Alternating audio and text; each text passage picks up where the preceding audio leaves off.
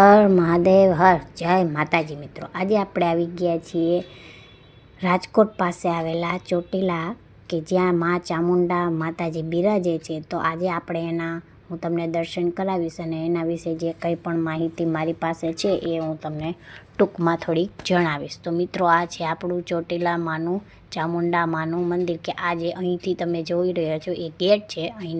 અહીંથી આપણે એના પગથિયા ચડવાનું સ્ટાર્ટ કરવાનું થાય છે. જો આ મિત્રો એમના પગથિયા છે. મિત્રો, લગભગ 700 જેટલા પગથિયા ચડીએ એટલે માતા ચામુંડાનો મંદિર આવી જાય છે. એટલે આપણે ડુંગર પણ એટલો બધો ઊંચો નથી, પણ હા મિત્રો, પગથિયા એટલા કરાર છે કે જેથી ચડવામાં લોકોને થોડીક તકલીફો પડે છે.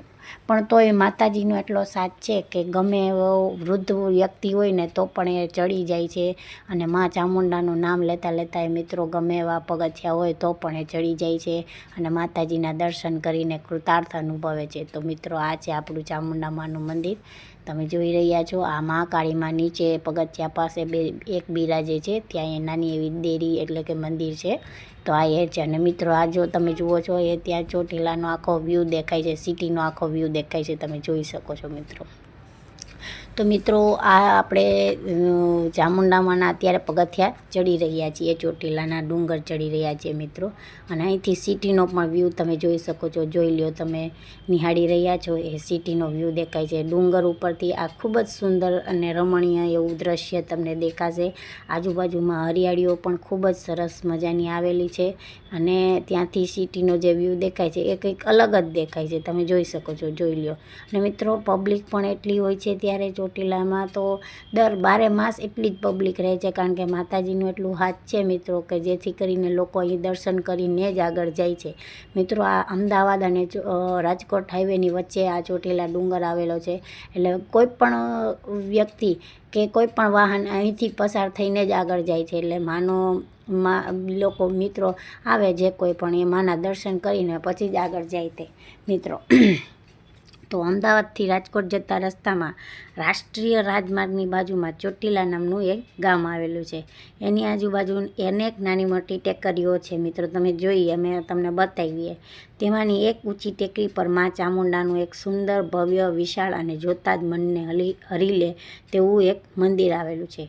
ટેકરી પર ચડવા માટે સરસ મજાના પગથિયા છે. મેં તમને કીધું એ પ્રમાણે 700 જેટલા પગથિયા પર થોડોક થાક સાથે ચડ્યા પછી ચામુંડા માના સ્થાનકના દર્શન કરીને લોકો કૃતાર્થ અનુભવે છે. ચામુંડા માતાનું આ સ્થાન વર્ષો પુરાણું છે મિત્રો.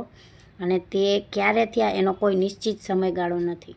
જુઓ, આ છે માતા ચામુંડાની મૂર્તિના તમને દર્શન થઈ રહ્યા છે. જોઈ લો, આ માતાજી સાક્ષાત અહીં બિરાજે એ તમને દેખાઈ રહ્યું છે મિત્રો. જોઈ લો, અત્યારે તમને માતાજીના દર્શન થઈ રહ્યા છે.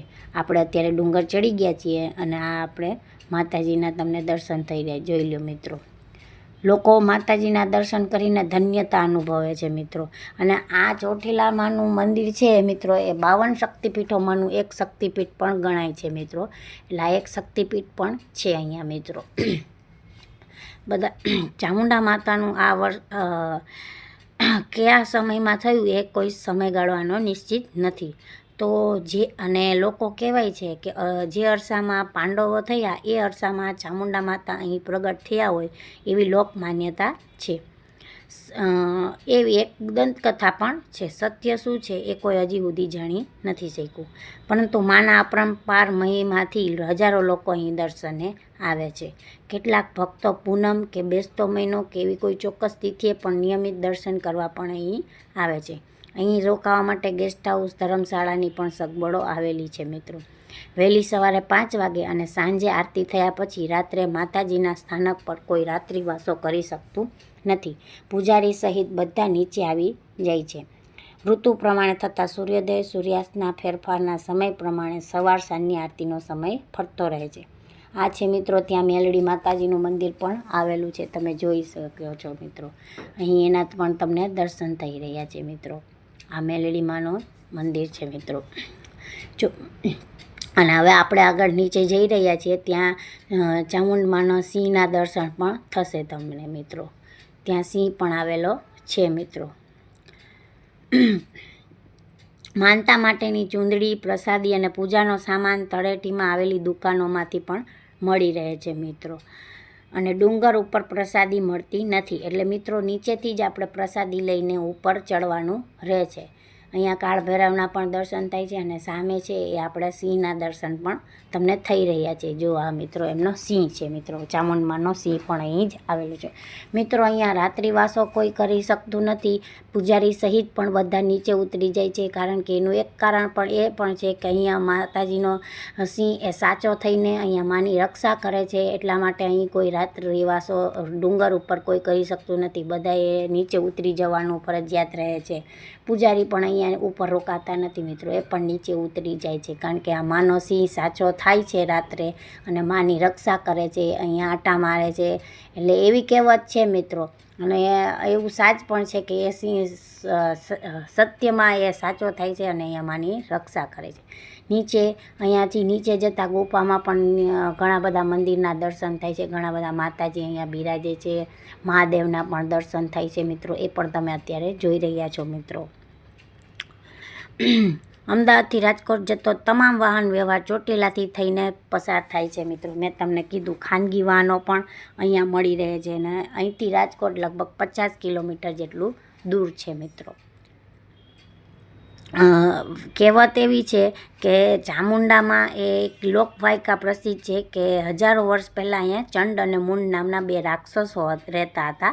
આ રાક્ષસો અહીં રહેતા હતા, લોકોને ખૂબ જ હેરાન પરેશાન કરતા. તેથી તેનાથી બચવા માટે અહીં રહેતા ઋષિમુનિઓએ આદ્યશક્તિની આરાધના કરી અને ઋષિમુનિઓ દ્વારા કરવામાં આવેલા આરાધનાથી પ્રસન્ન થઈ આદ્યશક્તિએ એમને દર્શન આપ્યા અને વરદાન માગવા કહ્યું.